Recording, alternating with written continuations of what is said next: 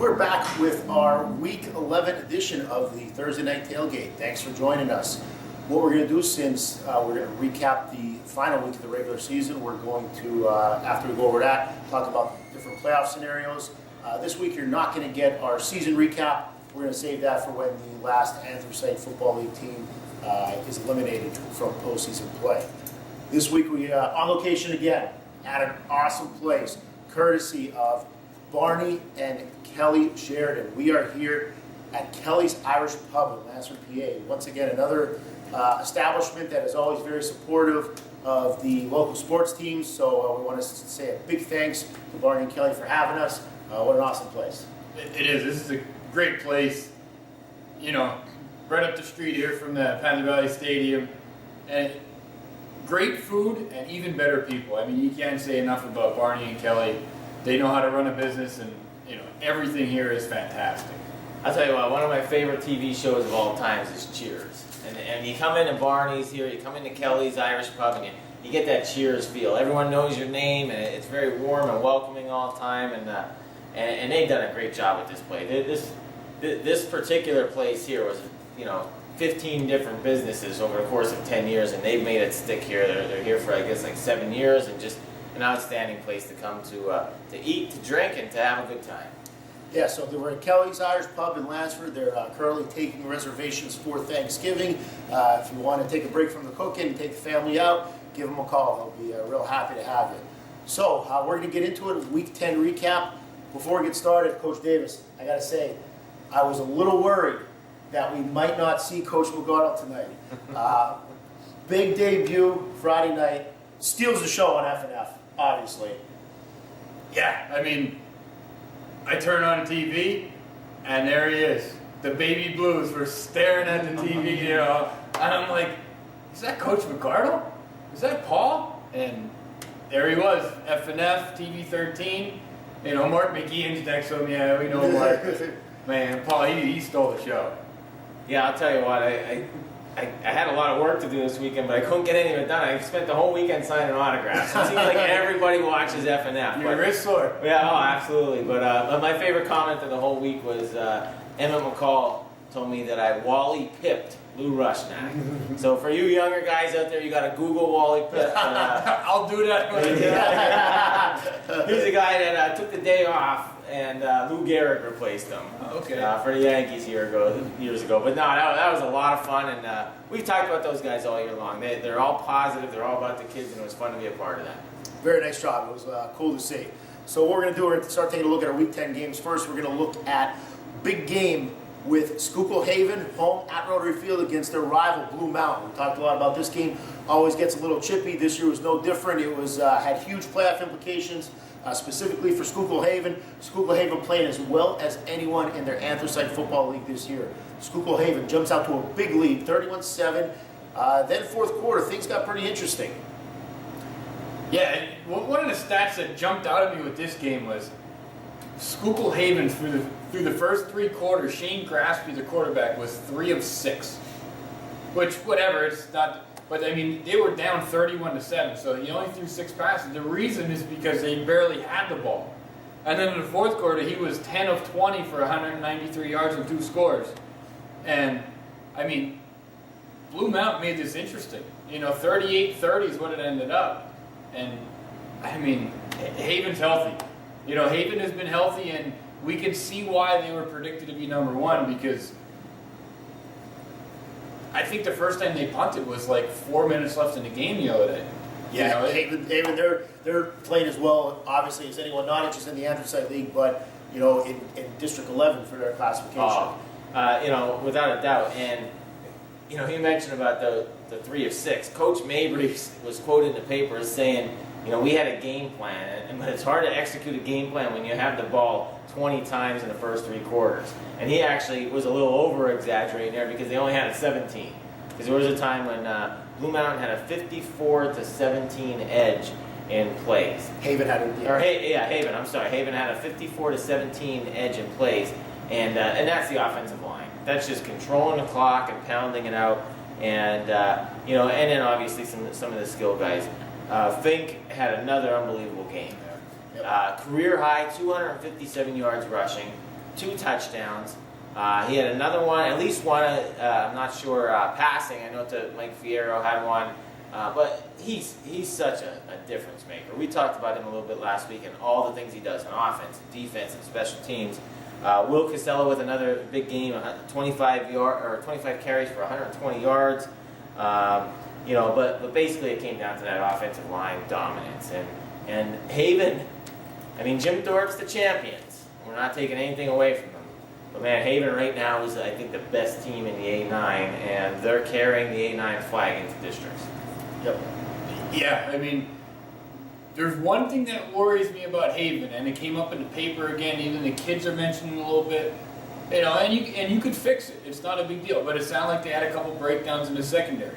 That goes all the way back to week 1 with Wild Missing. Week 1, Wild Missing, they dominated the game, but they gave up big plays. 4 big plays that week, Wild Missing. Yeah. Each touchdown. And it seemed like when Blue Mountain got the ball, Coach Mabry said, we felt like we could throw the ball on them, and when they actually had the ball, they were able to. So, hey, they're going to be tough to stop, but they got to shore some things up there to get some more pressure on the quarterback, or tighten that secondary up. Because if they want to make a run, they're not going to continue to just outscore teams. Yeah.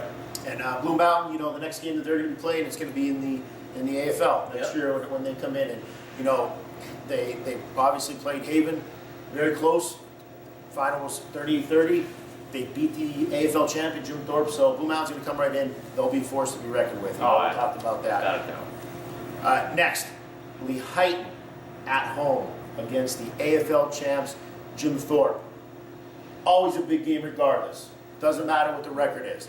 This year, really couldn't have gotten much bigger. Huge playoff implications. Both teams vying for basically the same district spot. Yep. Trying to get into that same AAA District 11 bracket. The Route 209 trophy on the line, live on PCN. Huge crowd, awesome atmosphere. This is one of the games that all of us got to see. And it's what high school sports is all about, playing in those types of games. And boy, it was a great game. Lehighton came out, really stuck it to Thorpe right off the bat. And, you started wondering watching that game. I mean, at least I did. Was Thorpe, are they going to fold here? I mean, when you're during the middle of that second quarter, it wasn't look good. RS2, as he's done all year, makes a big play. And, boy, again, another one that got very interesting. Yeah, I'll tell you what, I got to watch this game live from the TV 13 studios that I mentioned. We mentioned that. We mentioned that. Okay, but we watched that game, and that's one of the best games I've seen all year long. 21-0, and it looked like, okay, then we flipped over to the Pleasant Valley game for a while. We looked like it was going to be a blowout, and like you said, RS2 blessed that big run, got a really nice block downfield. I don't know who it was, but it was just like all of a sudden, right before half, that tide turns, and it made it really interesting. Then the second half, 2 huge passes to Malatak down the middle, skinny post for big touchdowns, and it was an outstanding game. Hadn't obviously held on to win, but that showed a lot of Jim Thorpe's character there. The season was on the line. They didn't fold. They were physically. You looked at the 2 teams. Jim Thorpe was overmatched. Up front, you can see Lehighton's kids were bigger. Their skilled kids were bigger, but they just kept fighting. That to me was pretty impressive. Yeah, and there's some names this year that we've mentioned on here, and I felt like we mentioned some names before other people really got to know those people. We talked about Bobby Grigas going into the year and Major Jordan. And we threw out a couple PV kids because we know them. Ian McCall. I'm going to say this name, and everyone in the league next year and the year after is going to have to worry about him. Wyatt Clemens. Yep. Stud. The kid is a sophomore, tailback, fullback, quarterback. They put him all over the field, and he is a stud. He's a big kid. I mean, you could just see it. He's an athlete, and he just does everything for them. And he's pretty good at post-game interviees, too. Right? Yeah, Bob yes, Capasso interviewed him, and he gave Bob Capasso said, "You're going to playoffs now, right?" He said, "Yes, sir, we are." I like that. Yeah, you can tell he's very confident. And 18 carries, 180 yards, 2 touchdowns. Huge game. And we talked about RS2. You can't say enough about him. And one thing you really think about Thorpe, you said they could have packed it in. They were down 21-0, right? 21-0, yeah. That has to show you the senior leadership. Absolutely. RS2 makes that huge play. It's like a 70-yard touchdown before half. They go into halftime, and I'm sure they were emotional in the locker room saying, you know what, we're not going down without fighting. hey, they had a shot to win it They right had at a the shot end. right there, right to Lehighton's 20, I believe, is when they had the turnover at the Yeah. end. And as we know, obviously you can't let that turnover overshadow everything that Jim Thorpe did, and individually some of those kids have done, like RS too. I mean, what a fantastic year for them, and they'll move on. They'll play in the Eastern Conference, so hopefully they're excited about that. I'm sure it's a bit disappointing not getting a chance to play in districts, but you can only do so much. Speaking of exciting, the Lehighton kids have to be excited about entering the A9. And this is nothing against the MVC, but you drive all the way up to East Stroudsburg North and play in front of maybe a couple hundred fans, and then they play Jim Thorpe in this atmosphere. They play Marion earlier in the year. They'll be back with Panther Valley. They'll be back with Tamaqua. Week in and week out, it's going to be big-time crowds and rivalries, and that's what it's all about. They got to be excited about it. Yeah, gonna be fun. Lehighton, they're moving on into the district playoffs. Yep. District 11 3A class, and we'll get to that in our playoff preview. Next, North Schuylkill. They needed a win, needed a few things to happen for them to get into districts. They were 6-3 entering the game. They took care of business on their end. They beat Elko 41-20, improves their record to 7-3 on the season. North Schuylkill, unfortunately, wasn't quite enough to get into districts. And boy, we've seen this North Schuylkill team a lot throughout the year, and they've had some real big-time games. But missing out on districts, you can't help but think back to that second half of that Marion game. Yeah. And how the tide turned for both teams. Oh yeah, they're playing Marion, who was down at the time, 1-3 at the time, and they had the lead. Or Marion got the early lead. North Schuylkill came back, looked like they were going to take care of business, and then they had 4 turnovers in the second half, and they lost to Marion.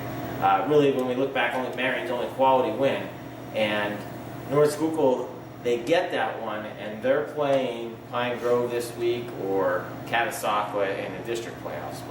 But nonetheless, a great, a very good season by a young team. Very young. I mean, your young team goes 7-3. Yeah, and a great game the other night. They got down early, slow start. They were down 14-7, I think, to Elko, and then they ended up scoring 4 straight touchdowns.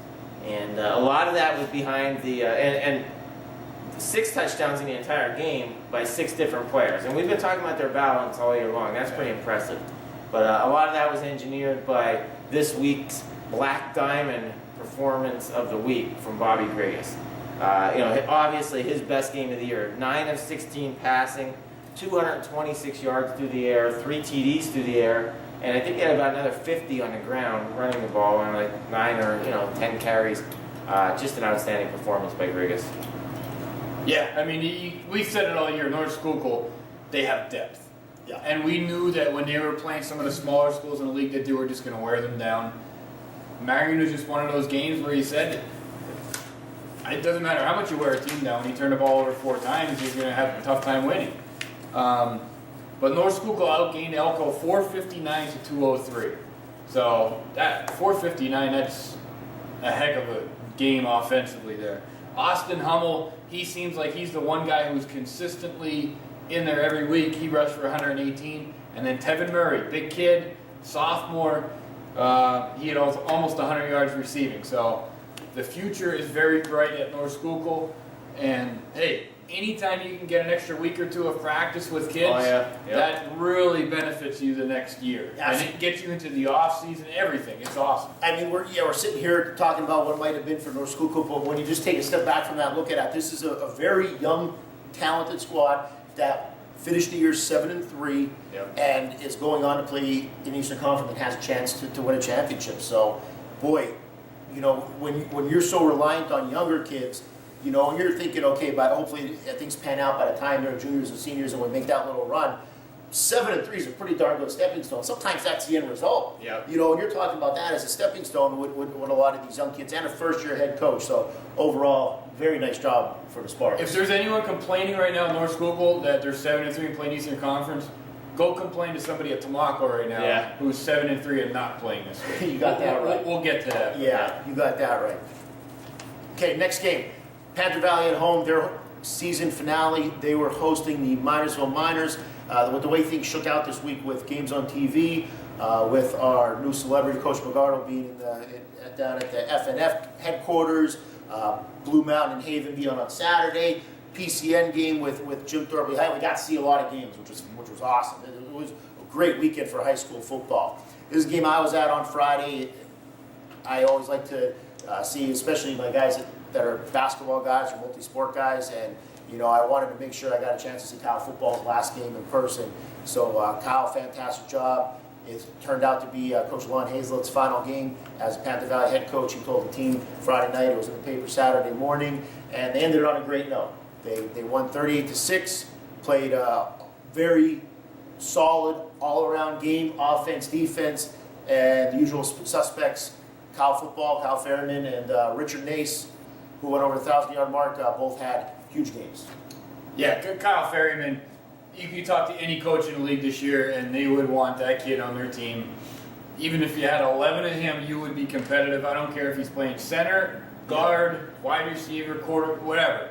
He's just a game. I'm hoping he gets some all-league nomination. They put that athlete position in a couple of years ago. That's a perfect position for him. Right. So Kyle rushed for 170 yards, 2 touchdowns, threw another one, had a big interception in the game. Richard Nace, he had over 100 yards, 2 touchdowns there. And I mean, he's another kid. I mean, he's got potential. And I know there's some schools looking at him because of his size. I'm anxious to see what he does in wrestling this year because he's a great athlete. Yep. So, I mean, PV, hey, there's only one way you can end the year, and that's with a win. And that's what you want, Yeah, sure, and hopefully that springboards into the offseason for the younger guys. You get that Week 10 win sometimes, and that means a lot, getting that win and getting the kids in the weight room. But you talking about some of the guys, just the history aspect for Panther Valley, and again, we're PV guys. First time ever in PV history where there's 2,000-yard rushers in the same season, so that was pretty cool. Something I know when I started coaching 2 years ago at PV, or 3 years ago, and Kyle's sophomore year, going into his junior year, I said, Kyle, you remind me of a lot of a guy by the name of Brian DiGiozio that played at Panther Valley in the late 90s. Brian just so happens to be my nephew, but he was the third all-time leading scorer or rusher season-wise, and Kyle surpassed him. So that was actually kind of cool to see that. And Kyle texted me Friday night, the night that I was on FNF. I don't know if he mentioned that. And he said, "Hey, I passed your nephew, by the way, on the thing." So that was pretty cool. But for Lon Hazlett, I've been there, and he got a son that's in junior high right now, and he's missing a lot of his game. He's got a daughter in high school. He's missing some of her stuff, and he drives an hour to come down to PV, and he decided to, it's tough when you're a football coach. It's 365 days a year and a lot of time, and he decided not to come back. I texted him the other day. I said, "Hey, Lon, just so you know, in my year of retirement, I had a lot more good night's sleeps than I ever did in my 14 previous years of coaching. So, good luck to you with that retirement." And, we'll miss him. We became friends with him. Right. I remember talking to Coach last year and saying, I remember the words coming out of his mouth. He said, I'm afraid to stop coaching. I'm afraid to see what it's like because I've never done it. He's coached for so long. Yeah. So, hey, I'm sure he'll enjoy his time off with Connor, and he's got a big family there. Brock's going down to Washington D.C. and I'm sure he'll keep himself busy, and I'm sure it'll be tough, but he'll be all right. And Coach, good luck with everything. Absolutely, best of luck. For Minersville end, I was impressed with the QB McGreen. Yes. I was very impressed with him. For a sophomore, he's a nice player. Yeah, big physical kid. He was under duress. I mean, PV's defense did a nice job as well. He's under duress all game. Made some plays, mobile for his size. Had a real nice arm, and I was very impressed with him. Minersville, I think they went 2 seniors playing. Is that correct? Four in a roster, basically 2 playing. Yeah. So Minersville, things are only looking up for them. Actually, as far as my hardcore performers, I have a few this week, and I was going to try to narrow it down to one, but I thought, why?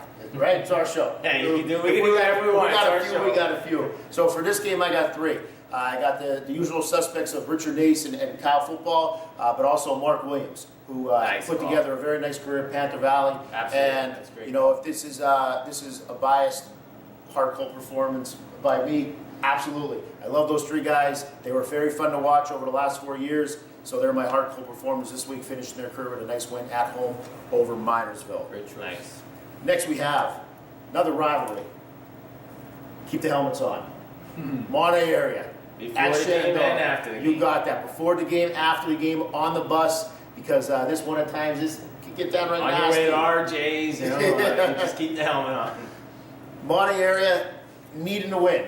Shenandoah, you knew they were going to come to play. They always do in this game. They pulled some upsets in just recently in this last game that we've talked about I believe some people have called it stealing a district spot, but obviously it was a district spot that they earned in those years over Monty area.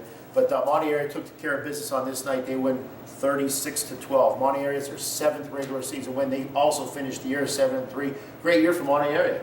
Oh, sure. And, I think that people view Monoi's last couple of weeks as tainting the season a little bit. They're still 7-3. I mentioned here a couple times on the show, they haven't won 7 games in a regular season since the late 90s. So that's a great job. Unfortunately, they finish outside of the district playoff race, and I still would argue that they should be in there before Pius, but that's a whole other argument. But the other night, getting their 7th win against the rival is huge. And they went up 20-0 in the game. So you're probably thinking, Mono was once the leading scoring team in the state. This is going to be a rout. But Shenandoah's not going to let that happen, not in a rivalry game. So Shenandoah comes back, cuts it to 20-12. But the difference was for Mono, the unexpected TDs. Everyone knows about Maymont. Everyone knows about the offensive explosion. But 2 TDs on defense, one by Tyler Cavinas covering a fumble in the end zone, and then one by Jason Richmond taking an interception on the 5-yard line and going 95 yards with it the other way. And then for, on the special teams, Mason Evans with an 86-yard kickoff return.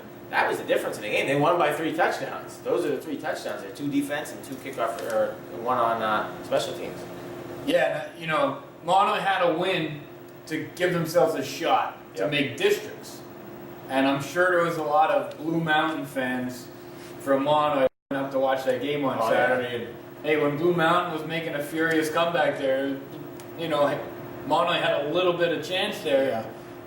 That's the fun part of the season. Oh yeah, that's what makes Week 10 great. But some of the names that you mentioned there, Evans, Richmond, they're both kids that are going to be back next year. Yep. And this extra time here, and I'm sure these kids from Monoy, it might not be the district championship they were hoping for, but hey, if they can go and things are lining up, down the road here not this week, next week, they might see the Colts again. And that would be great. Monoy Marion Part 2. Yeah, I'm sure Marion wants nothing more than some payback. That would be awesome. Maymont, it was nice to see him get back in the groove here a little bit. Mm-hmm. He ran for over 150. And then, Ian McCall from Shenandoah, when you're down 20-0, you're going to have to throw the ball a little bit. They threw 37 times. So McCall had another game there. Almost 200 yards. Yeah, solid game again for a sophomore. Again, you've got a lot of young talent in the league here. It's going to be a nice league in the next couple of years. Yep. Monty area 7-3, and you look back, boy, some real nice wins. I mean, at Tamako game. Yep. The Marion game, and like you said, they would love to see that again. So Monty finishes 7-3. They're still playing in week 11, and you got to take that for what it is. And there's a championship out there to be won. So get after it. Our last game of week 10, big game again with huge playoff implications. Tamaqua and Marion rivalry. This one's just about as big as it gets. We have Blue Raiders and Marion. It feels like the last couple of years this has really had a lot of say in what's going to happen in the district and Eastern Conference playoffs. This year was no different. Tamaqua comes on top. They win 24-10. Tamaqua finishes the year 7-3. Now, Tamaqua, 7 wins. Unfortunately, they are the only team in District 11 with 7 wins not playing in the postseason. Every other team that has 7 wins is either a district or Eastern Conference. And boy, there's a lot of 6-4 and 5-5 teams playing. Yeah, you got to feel bad for those. You got to feel bad for those Tamaqua kids. You really do. I mean, you look at the way they're playing; they just look like a playoff team. They throw all those points, throw everything out at the air. Look at the game; they look like a playoff team. Yeah, I mean, I got the opportunity to go over it. I caught the first half of this, and I caught the second half of the PV game. But when I was there, it was 10-0 Marion. Marion basically did all their damage with KJ Snur. Comes out quarterbacking, first drive of the game, 5 plays right down the field, great run. They stopped Tamaqua to get the ball back. and KJ Snare went down again, separated shoulders. The third time this year that shoulder's giving him trouble. Feel bad As for a the kid. sophomore, man, you got to feel bad for the kid.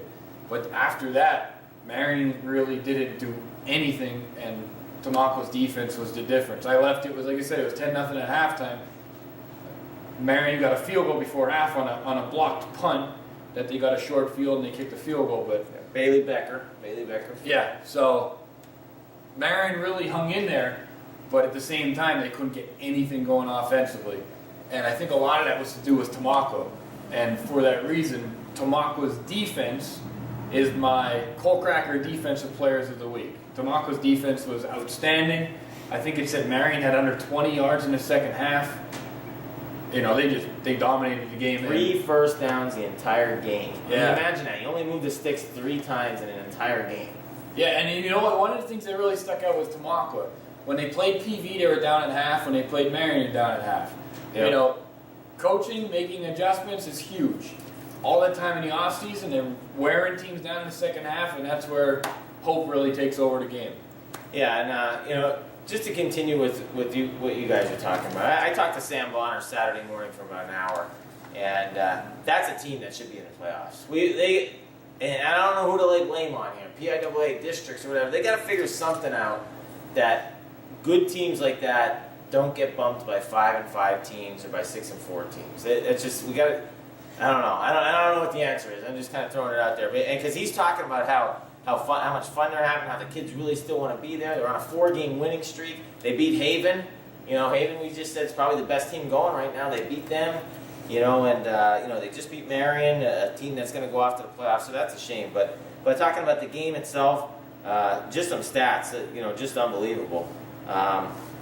In the second half, Tamaqua ran 31 plays, and Marion ran 10, and held them to 3 yards of total offense. That's just like a domination, you know. Like as a Marion fan, you're like, yeah, I can't do anything. You know, I mentioned the first downs. Marion only had 3. Tamaqua was 15. 103 yards of total offense from Marion in the entire game. I mean, 103 yards. That's one of the best defensive performances of the year by any team. Oh yeah. Yes, absolutely. I mean, we're always talking about kids that have, you know, 100 yards. Nace and Ferryman had over 100 yards each this week. They had 300 yards of rushing. They held an entire team to 100 yards of total offense. Yeah, Fink had 250, Casella had 150. Yep. You know? And to go McCall threw for 187. Yeah, think about all the performances you have, and then they held the whole team to 108. A playoff team. You know, in the Eastern Conference. Man, I just keep coming back to it. Just there's no way to just have a look test and qualify for a team for Yeah. playoffs. But boy, you watch that game, they look like a playoff team. Yeah, it's almost like they need some kind of automatic qualifiers and wild card system that's voted on by a committee or something. And again, I haven't given it much thought, but it's a shame that they're not playing. Tyler Hope, another great game. You know, in his final game, 113 yards rushing, 2 TDs, going out in his senior year. You know, a senior year that he was banged up and lost some games, which is really a shame. I mean, he still ran for almost 1,200 yards, missing 2.5 games. Another great job by him. But Tamaqua, we're A9 fans. We're local fans here, and man, we wish you were playing last week or next week. Yeah, it's a shame. It is. Marion, on the other hand, they still qualify for Eastern Conference. So Marion finished the regular season 5-5.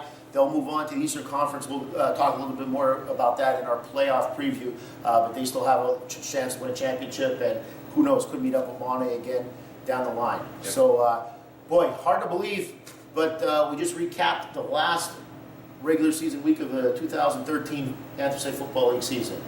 Crazy how fast that went. Yeah, it feels like we were just in your backyard not too long ago, you know, Yeah. starting this thing out. Shorts, short sleeves, Yeah. you know. Hoping that somebody would watch us. We got 1,000 views every week. But we're going to wrap up our Week 10 recap. Thanks for watching. We hope that we reached some new people out there. We've been getting a lot of real good feedback. We really appreciate it. What we're going to do is take a little break, and then we're going to do our playoff preview. Once again, we are at Kelly's Irish Pub in Lansford, PA, courtesy of Barney and Kelly Sheridan. Thanks a lot for having us. Thanks for checking us out. We'll be back with our playoff preview.